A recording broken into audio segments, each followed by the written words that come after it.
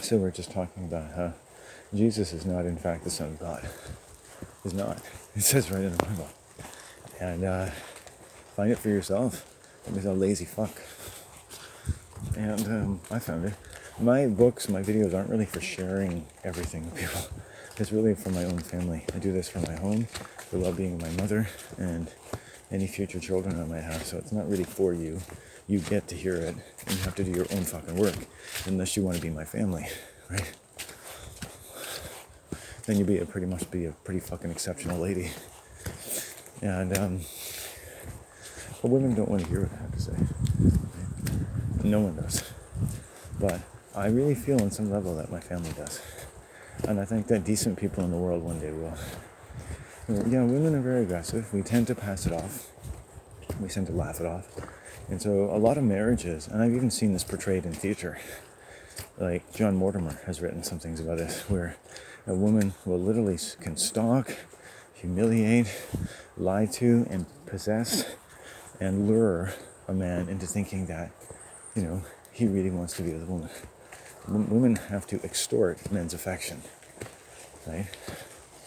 And they will. A good example of passive-aggressive statements that women use is the honey-do list, right?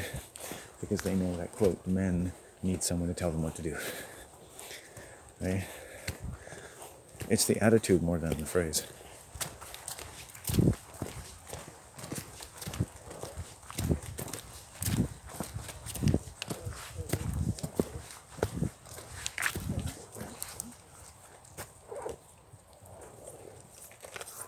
Hello. Hi. Yes.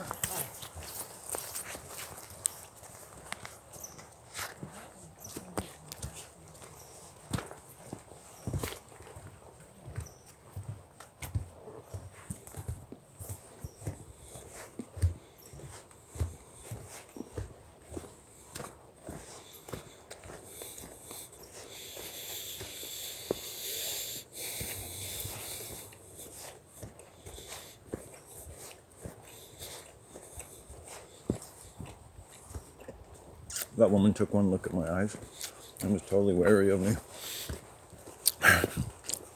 Her eyes were black.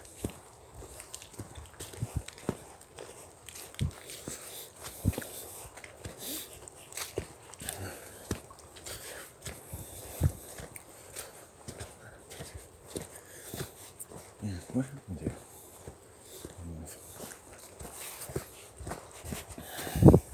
And these sociopaths, we have a female, something, not unlike other people or myself, something has happened to them in life. At least they lost their father.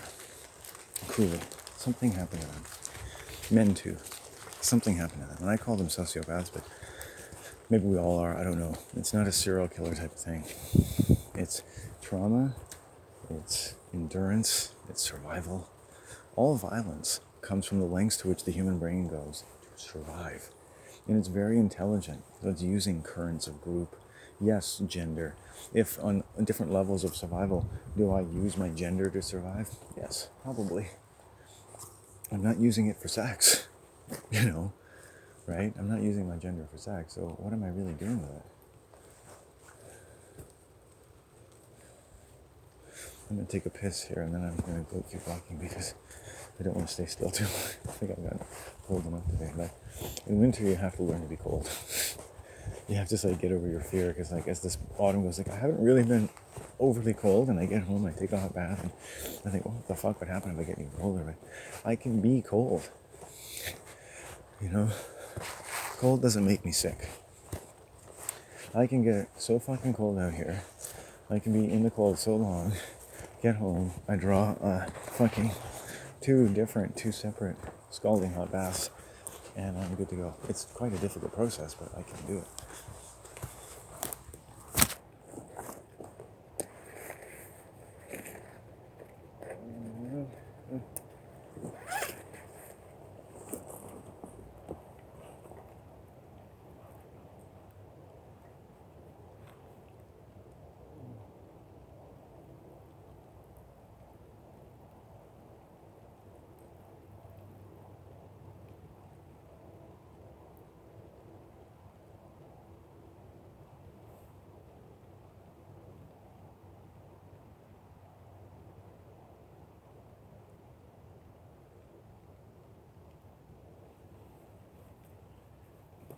I was urinating, but I just love playing with my penis.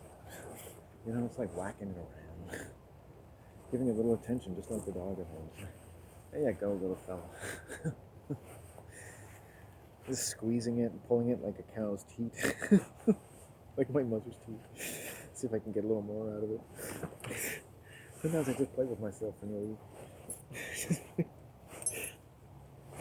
I don't have anyone to do it for me, so I just...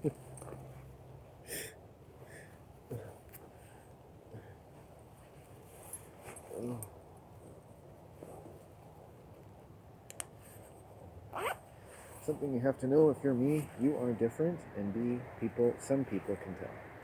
Some can't. Right? Most people are psychotic, more or less. It's just a question of whether or not. And that doesn't mean any given person is going to be violent. I know that sounds a bit hard to understand, but everyone is psychotic, but that doesn't mean they're going to be. Fuck, I'm going to take a break and have a smoke. Sitting here just... Why not? Like, what can you do? Smoke the fuck out of you. What you do? This is like... Holy shit.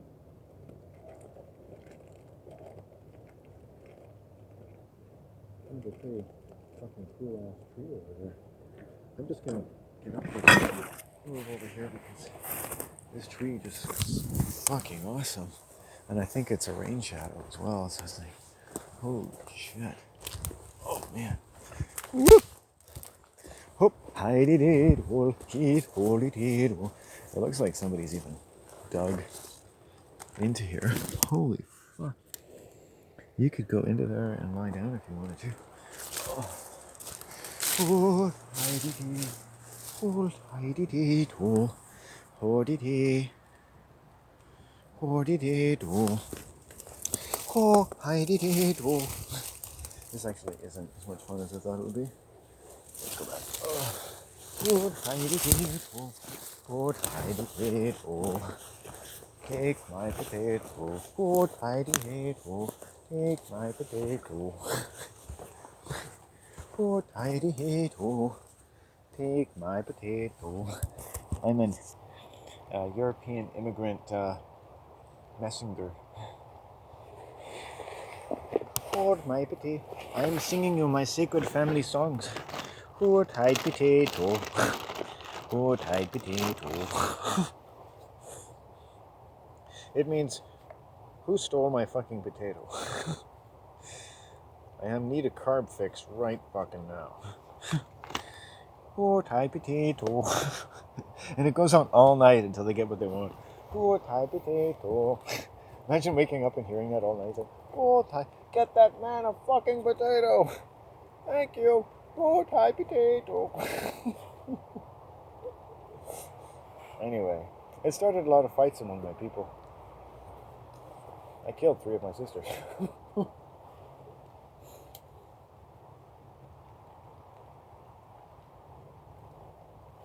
Hey man, you want to be careful telling people they killed someone. I only have one sister and she's alive. But if she ever dies under suspicious circumstances, I'm guessing I'm going to be their first suspect. Oh, Thai potato. We think there's like this dragnet. I do, I imagine. Especially with YouTube, that allows me to put like all kinds of crazy thoughts into the public realm. And you think like, oh fuck, they must be sifting through that shit, right? To catch all the bad people. But do you imagine all the shit that people say? Just around, like even if your camera's not on, the shit you say around your camera, the shit people say to you. You really think they've got like some sort of infinite dragnet? They're not looking to arrest your freedom to be a complete violent asshole like me. They're just looking to make the best out of it, make the most out of us. It's like, oh look, another fuck person. Or sell you something.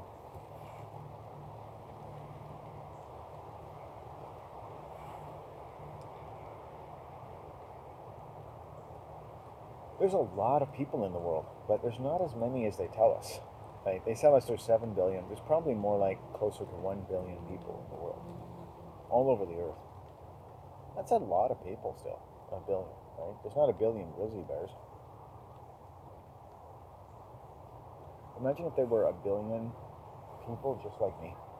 When I was in elementary school, my teachers wanted everyone to be just like me. That's what they would tell my parents, right? If I just had 30 lambdams, my life would be complete. I think they really just wanted to fuck me.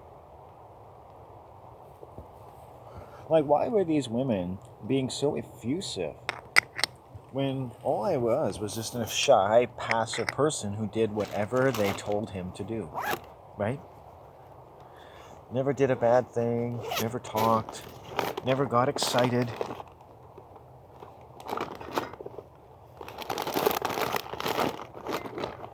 Right? Never got too excited, never got too spontaneous. Can you imagine how disruptive it can be if I started telling jokes or something? So, good meant well-behaved, meant they didn't have to worry about me. I didn't interrupt them doing what they needed to do, getting from us what they needed from us. Ask your teachers, like, what do they need from me? Write it out. I want to know, point by point, what you need from me. Give me 100 things you need from me. You need me to show up fully clothed? Okay, write that down. You need me to not masturbate in class? Write that down. Imagine in class if you could just take out your dick and start masturbating and then come on the woman in front of you. It's like, there, that's for wearing those tight jeans today.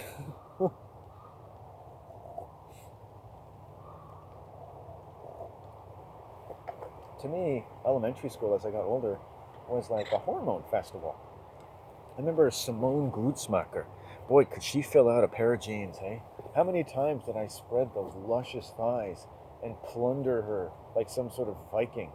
The full force of my inebriate phallic hunger being thrust between her beautiful right little pussy, her beautiful tits just splayed out in front of me with her rosette nipples, her mouth, her eyes just closed and opening and moaning, and just like, this is it. My life is complete. The rosette star. I am your daddy. That's all I wanted to do every day when I went home for lunch. Just whack, whack, whack, whack, whack. Simone Grutzmacher. It's like her name in some other language meant Simone, goddess of young fuckery. So you're around this, and it's like, my dad wasn't involved in my life or anything. It's just like, what the fuck do you do with all of this energy? Aside from masturbating, right? Jodie Keller sat in one row up from me in grade 7, and I can't tell you how many times she walked by me, and every time in her beautiful 1980s blue, tight, blue jeans with her beautiful ass displayed, how many times did you just take a moment to glance up at that ass? And how many times did she walk by, and how many times did you need to get a glass of water? And I had some interactions with Jodie. That was definitely a psychopath. Definitely. Highly aggressive. Probably doing great in the world. Because, even though they wanted 30 of me, people like me don't do great in the world. Not right away. Because, I'm 50. I'm still taking things in. I don't really even understand the world yet, so I don't know what the world wants from me. I get the sense, though, that I'm not exactly giving it what it wants. I don't mean like the machinery at large. I don't think it gives a fuck about me. That's a good question, though. It begs the question. At what point, if you were just a smart, talkative, intelligent person, anti-society, would anything in the world really pay that much attention to you? And is that why some people just go crazy? It's like, no, it's like women. I don't really want the world to pay attention to me. But I want to address the world. I want to address the world and then fuck off. And it's just, to me, it's just an imaginary conversation. I'm at an imaginary level addressing the world, because your ideas, that may sound strange, are affected by the entire world. Right? When we talk about the world, we're not talking about something that we affect, right? Oh, the world, that place that I totally affect with my life. You're talking about the world that totally affects you, that you're immersed in. The world is the dominant component in that relationship. The world's more powerful than you are, right? You are controlled and bound, not just by how the world affects you, but how the world affects everyone around you, and how the world has affected generations of your family. And you'll find the unspoken behavior that testifies to what? How the world has affected them. But apparently it's our fault. And it sounds like there should be some easy refutation to that. Like, well, Of course the world affects you. That's why it's the world. We're talking about something that's bigger than you, and things bigger than you can affect you. What's wrong with that? The forest affects me. All the air in the world affects me. The climate affects me. Solar and celestial radiation affects me. Does that make it bad? The interesting thing about the world, compared to these other things, is that there are thoughts that make up the world, that are thoughts about what you and I are worth to the world, in deference to which thoughts you are trained and abused into obeying those thoughts, whether you even know what they are, and all you can do most of your life is accept it and mold yourself around it, right? And then pretend you can still be healthy and a normal person by speaking a different, almost theatrical and theosophical language, right? Man's personality is all the theosophy of man. Man's personality is all the theosophy of man. It's all the theology of man is in man's voice. Man's act, man's portrayal, man's behavior is what man wants to do and is what man ends up doing.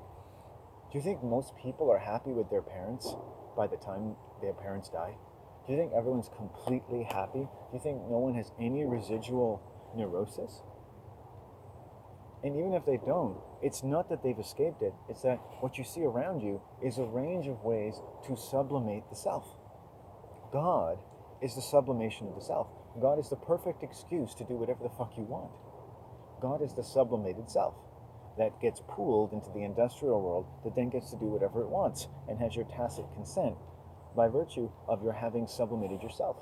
Did you do that or did the world do that? So now if the world causes people to sublimate the self and send the brain into portrayal and send the personalities into the betrayal of themselves in order to succeed in the world, leaving some, not all, with suicidal tendencies, but in a sense leaving everyone with a very suicidal tendency when you look at the statistics of the human race. And so the 1.5 billion human sacrifices of World War II, or the 20th century, I should say, and that's what it is, it's human sacrifice. Your slaughter has laughter built into it. Man's slaughter has laughter built into it. Your music is sick, it's music, because it's the world's music.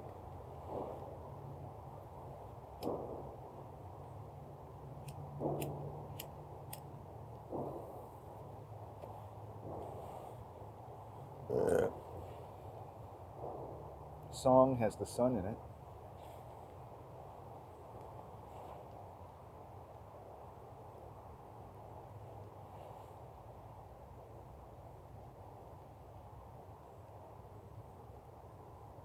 There's a lot of death built into the world. Because I lost my parents when I was young. I didn't really have parents. I was an orphan. Now I go home to a nice home today, and my mother is happy and I'm happy to some degree. And safe. The sun is even trying to come out. Look at that. Isn't that something? Now we stopped and rested again, and probably at the expense of getting a bit cold, but that's okay. I've been smoking a lot.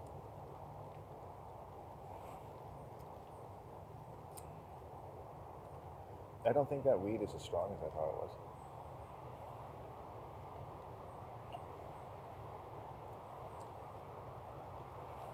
Anyway, I'm gonna get going, but let's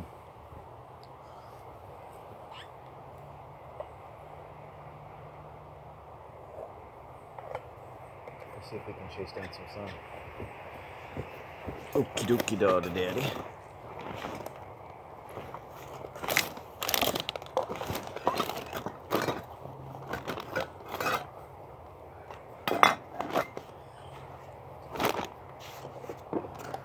Okay.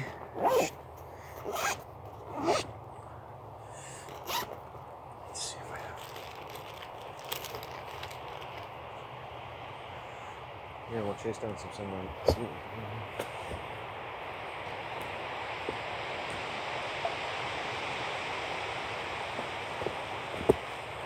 Oh yeah, there's some sun coming out, so let's go get some of that, okay, people?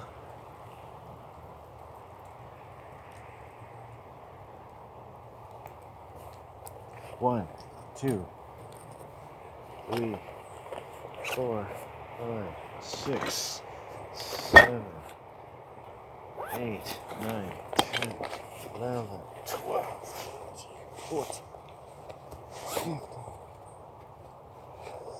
16, 17. Let's go. The sun is popping out here and there. Whoa. Yeah, that was good. Okay, so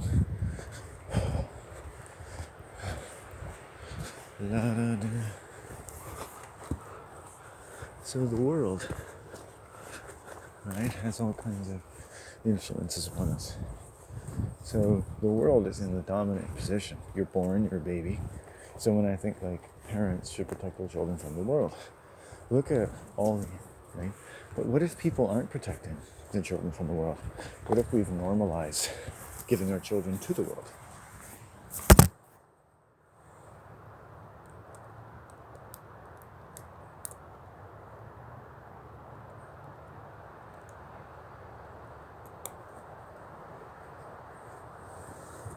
Right? My siblings were given to the world. My brother tried to commit suicide when he was about 18, 19 years old. My sister, I don't know how to put it, just became a psycho. She has a profession, but she became way too aggressive, food compulsive. She's an obsessive jogger. The body tells the story of a psychopath like my sister. She's basically built like a tank now. Thin as a rail, built like a tank. I think she's put on a few pounds over the year, but she's not female. She's not female. My sister is not female. She's. I don't think she knows she's a lesbian.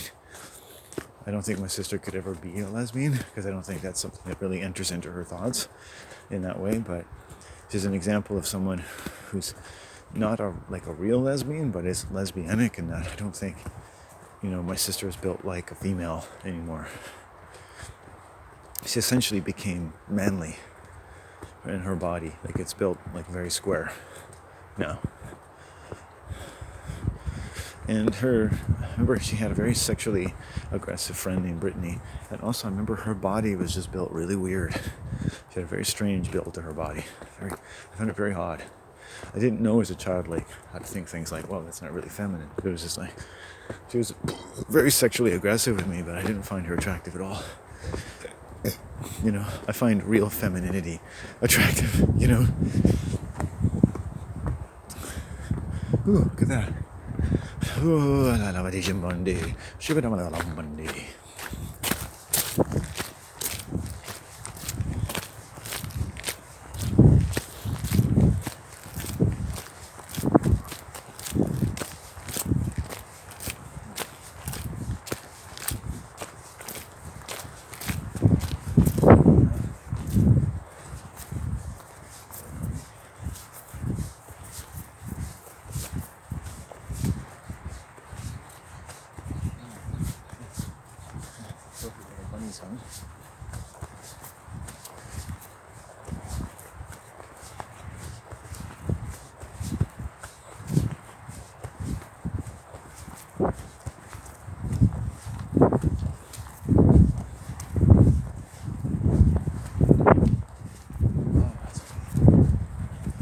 Yeah, so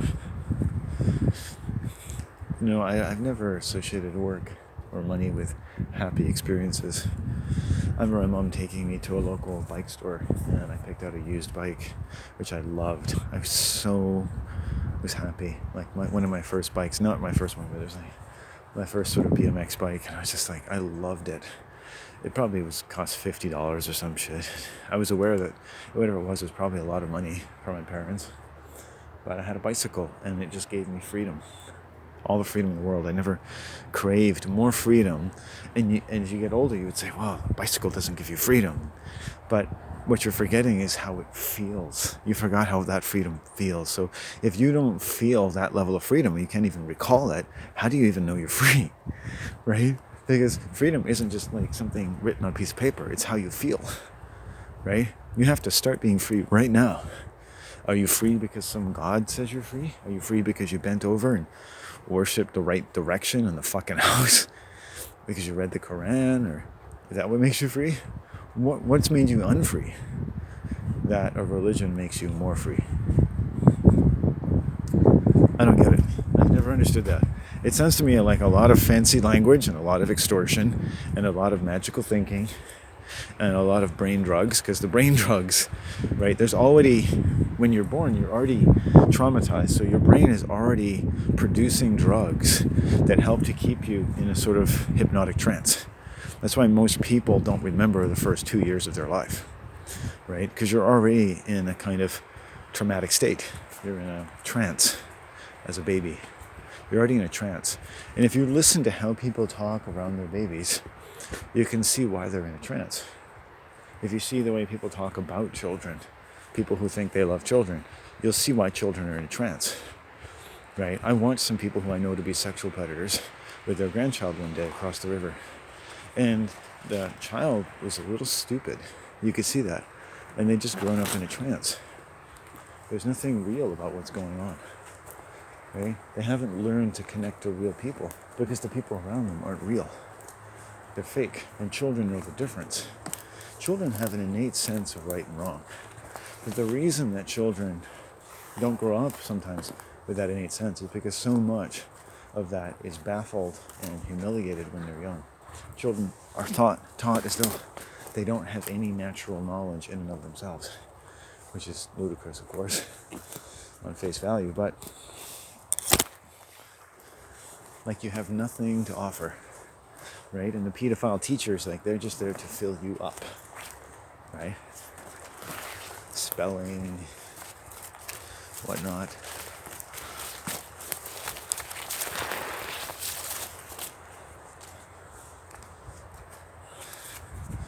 Right? Most teachers don't even know what letters are. They don't know that the numerical value is just as important as the signal or the sign of the letter itself. Right? All letters have a number from 1 to 9. Right? G is the number 7.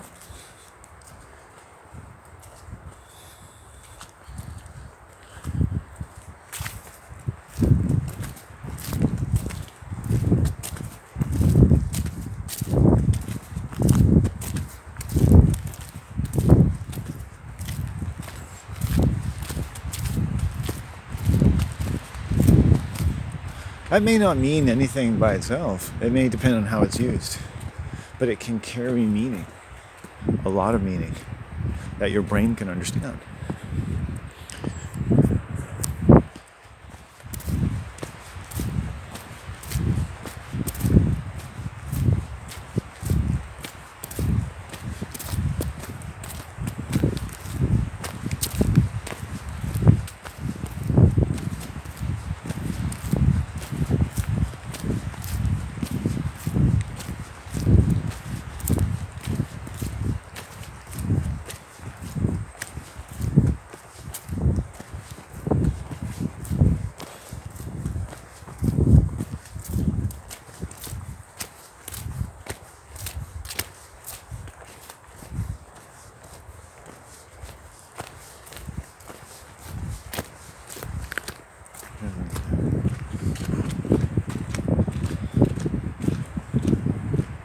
Yeah, the only aggressive look I've seen today is one from one female.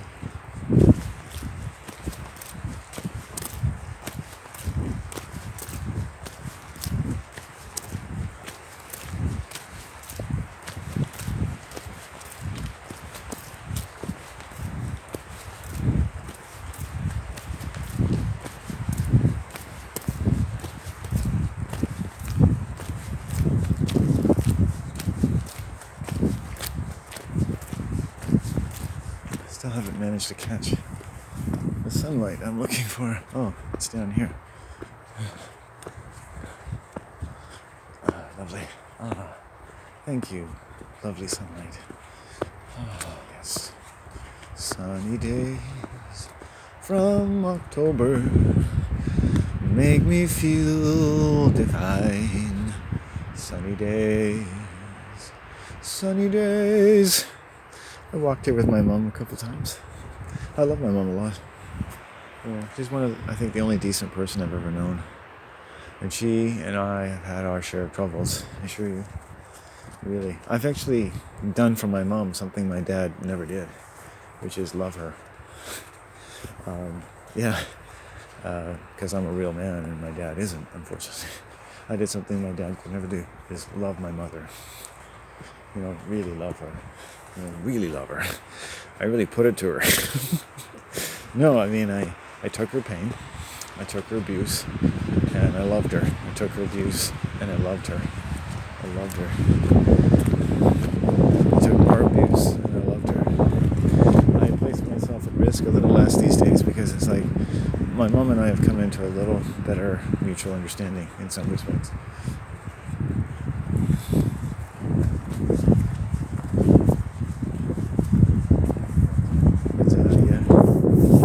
Every day is a risk. Life is a risk, right?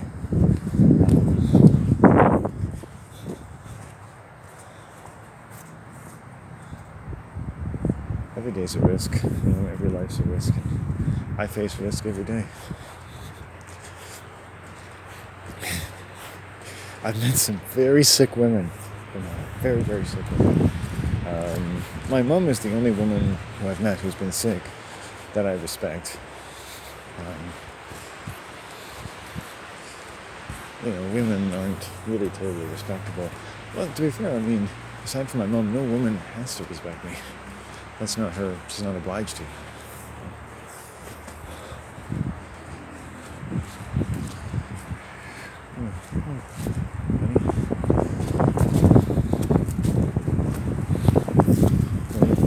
Women don't have to be non-violent. Women are allowed to be non-violent.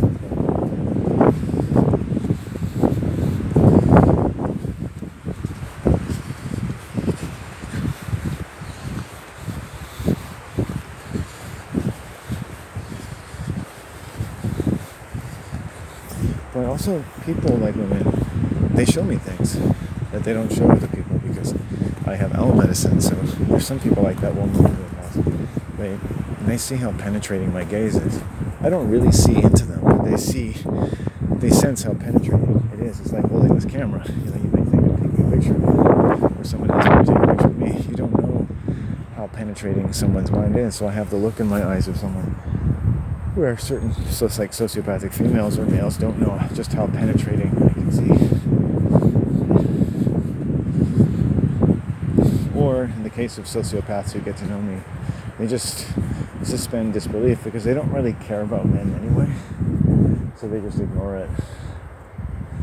I think a lot of women don't think men have a mind of their own. But the thing is that surviving in this world is such a difficult thing. People forget. They work and they grow up and stuff, but it's always a difficult thing, whether you think it is or not. And when you're happy, you should also work at surviving. And when you're not happy, you should work at surviving. And you should use your happiness to improve your survival. And happiness lends itself to that. You have a nice, joyful life. Like, hey, how can I make it better? How can I protect myself a little bit more?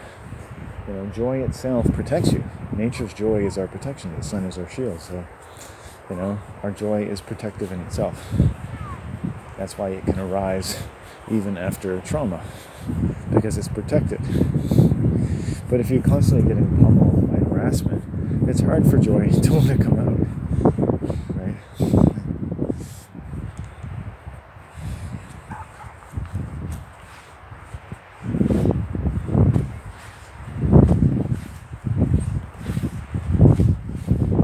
My blood stones have performed brilliantly today. They've been immersed in river water.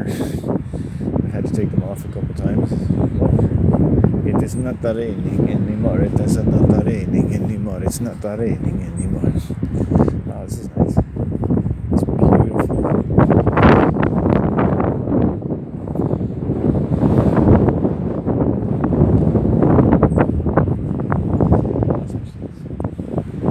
Blue sky up there a little bit.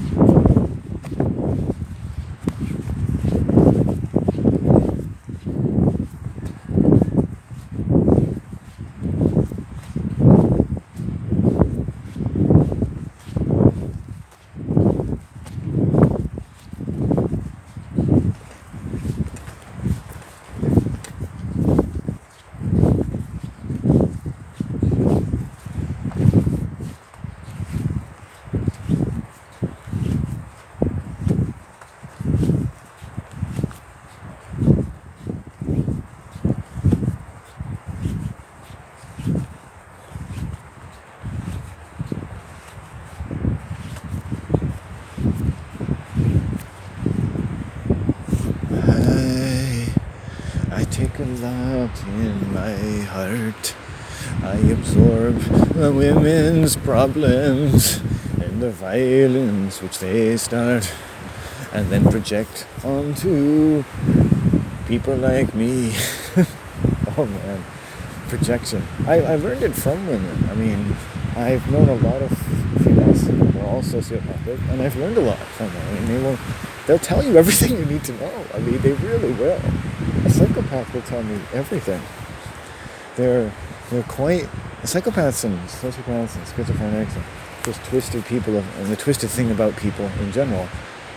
The thing about it you need to know, aside from the fact that Jesus is not the Son of God, is that we're being told everything all the time by each other.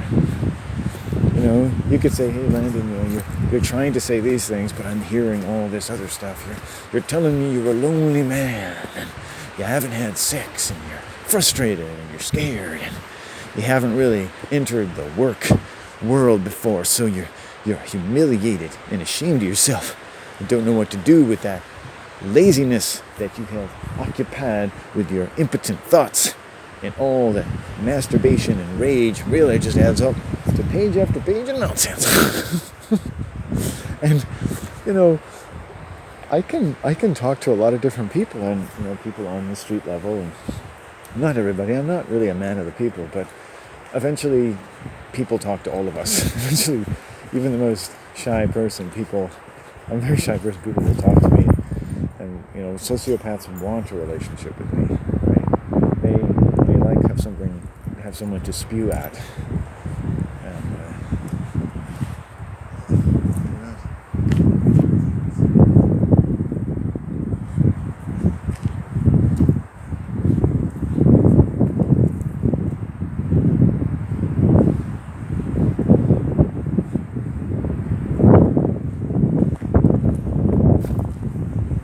And nothing's gonna change my life for you. But in general, when you consider people sociopaths, human beings talk a lot. We communicate a lot. We say a lot. You know, if you're marketing some product, what do you think people are telling you? They say, well, people are telling me they need a newer coffee. They need iced coffee they can buy, or they can sprinkle into a cup and add some urine, and it's perfect. What do people... So if you listen well, you would say to what people need, or what you think they need, and or what you think you can sell them. It depends what you listen to. You know? Some people say, oh, I think there's 20 million American children who need food today. That's what I hear, right? Other people are saying, like, no, there's like 150 million children who just need enough motivation to join the army and distinguish themselves as professional murderers. And people hear different things, right? Some people don't think that soldiers are violent, right? And that shows that our categories for violent and non-violent need to be updated to include like passive violence. State violence is violence that performed by people in service of the state, or acting, as state actors, serving as state actors. Priests, pawnbrokers, it doesn't matter. Every worker is a state actor. And any violence that you or we distribute, right, is like passive violence. Right? Humans are violent all the time. Right? Humans are a violent creature. And I don't think we're meant to be that way, but we've been forced to be violent. So the thing is to look around and say, look, if you're white, you're violent. Okay? But violent can be lots of different things. It means that you've lived around violence. Okay? So if tests could be done to show that all white people have lived around violence, you could say they show that they're all psychopaths. But in a passive sense, not passive violence, but in a passive sense, you have absorbed a violent world enough that someone could test and find that your actions and thoughts, right, confess to having had to learn to actually be a lot more uncertain about how this world is going to behave toward you than you probably tell yourself on a regular basis. So when enough of the right questions are asked all in a row, it'll find that you will answer the same question differently depending on how it's worded. Right? So you're calculating, in some sense, You'll be asked questions where you start to answer them the way you think, what you think is the right answer. But you're starting to resist being perfectly honest. And you'll sense the test is actually, in a sense, a little bit deceptive. Right?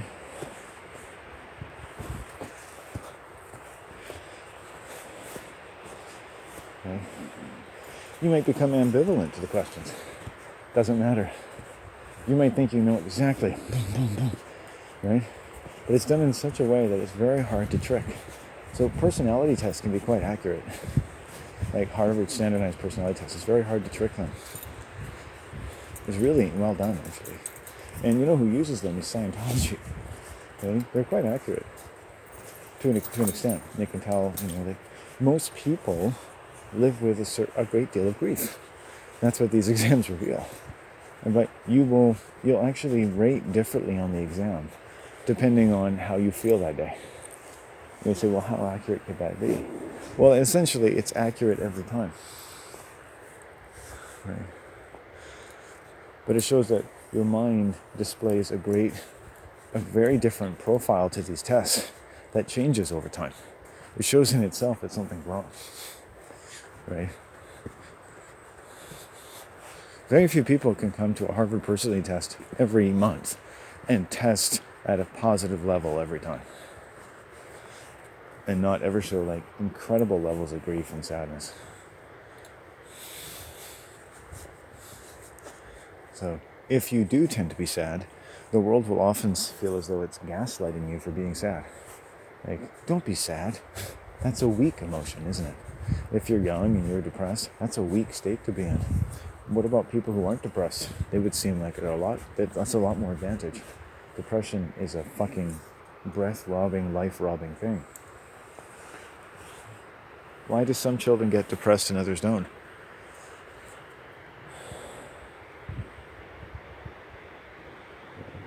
Sometimes when you live in an oppressive environment, it shocks you.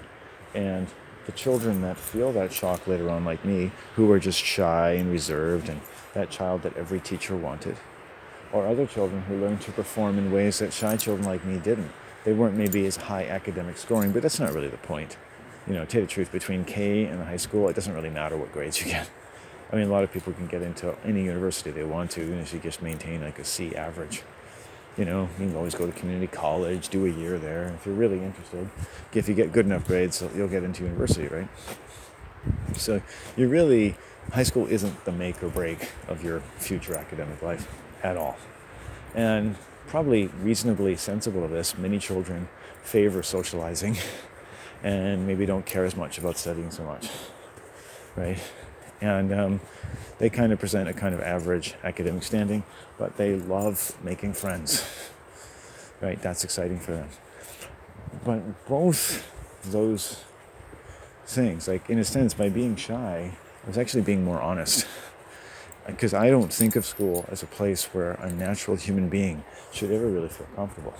It's not actually meant, and here's more, like the people who actually invented schools and the people who construct them and the science of their construction of public schools for the state is meant to make you feel chronic stress, which induces shock. It's meant to make you feel trapped. Okay? That's a fact. And I learned that from a female professor of education, right? Who taught other professors in university for years in one of the most prestigious schools in British Columbia. Not that British Columbia has the most prestigious schools in the world. But she wasn't telling me something you can't already know, right? And so every single child passing through school is meant to display personality traits commensurate with shock, which has a mind of its own. And the witches who control the world know how to manipulate the mind of shock. They know that when people are shocked, they're more suggestible. And why we flock together in groups the way we do, why you have the political beliefs that you do, why you have to believe in the political system, and that guys like me are just stupid to you. Depends on what level you're thinking at, right? So all children put through public school, basically through Western culture, are going to be induced into shock. So everyone's shocked. The more honest response to that is to be shy, withdrawn, neurotic, and depressive. That's a healthier human nervous system. So if you're one of those people who grow up and you feel shocked and nervous and depressed and anxious, not to mention the fucked up violence you're going to be, one, very sensible of, and perhaps even more prone to being subjected to. And it goes together for some reason, okay? Because the same system that produces all these people produces groups where violence of that nature, the distribution of humiliating behavior, is inevitable, right? And it's interesting how it often chooses people or helps to create very aware people in those whom it chooses to abuse the most or the most often. And that's people like me, right? Maybe people like you, millions of other people around the world, more or less, right? I have time to walk around all day and talk about this. A lot of people never do that. They think it's stupid. Today I came out here in the first hour or two, I thought, I'm taking my shoes off, I'm walking through a cold fucking river in October, I'm walking through the fucking ocean because it's too high. Hopefully the tide has gone down. And I'm thinking, I'm liking it, but it's like, what if I kill myself out here? Is it really worth it?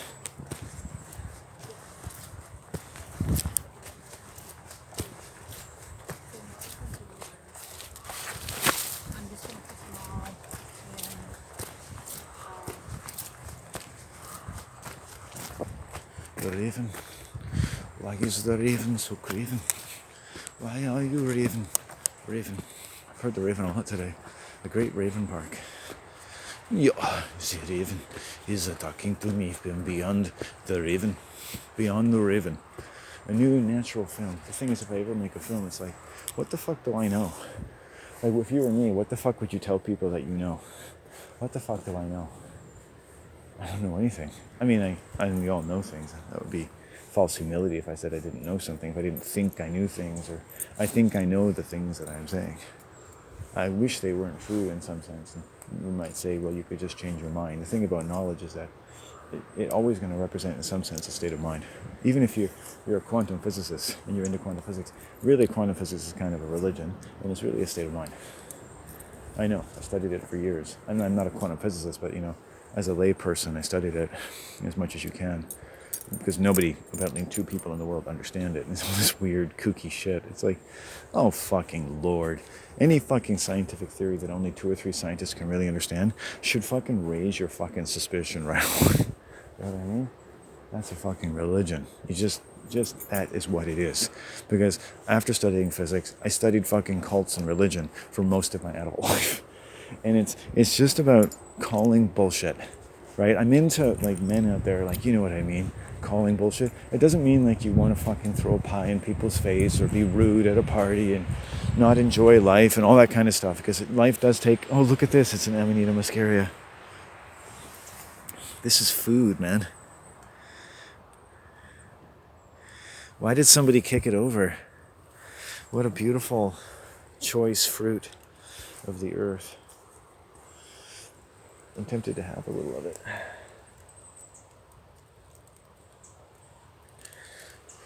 I don't really eat too much of them because they kind of make me want to hurl. Sorry. It is medicine. But just let me take it. Like, it doesn't really smell like anything. And but it's good medicine. It makes me a bit nauseous, but I'm going to put it in my mouth. It doesn't taste very good.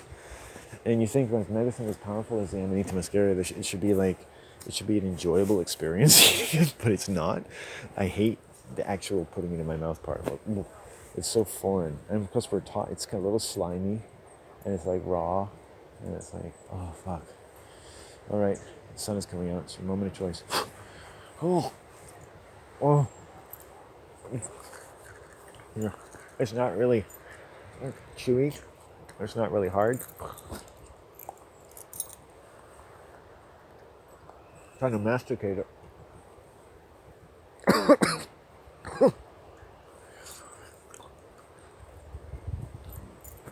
Oh fuck. Ugh. Sorry. Ugh. Oh, that wasn't so bad. Ugh.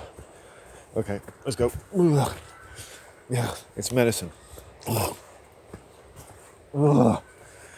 Ugh. Yeah, like, nobody wants to eat some random mushroom you see in the forest, but that one you can. Ugh.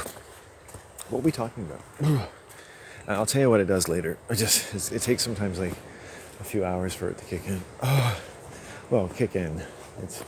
It's not a psychedelic, but in a sense, it's very compatible with psychedelics.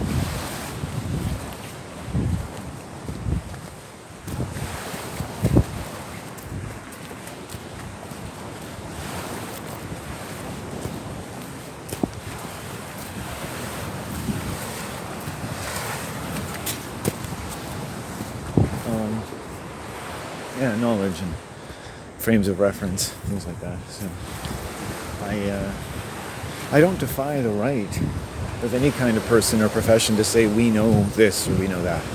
But essentially, science is such a sophisticated language in itself that someone versed in the language could write a script for someone pretending to be a physicist to give a physics class or a physics lecture and talk about all kinds of things about the mysteries of the universe with all kinds of humility and all kinds of qualifications about how far or far not their so-called knowledge goes.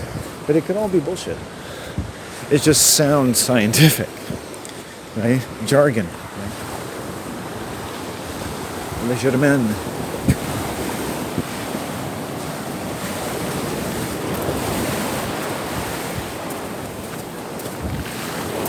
Like an Egyptian.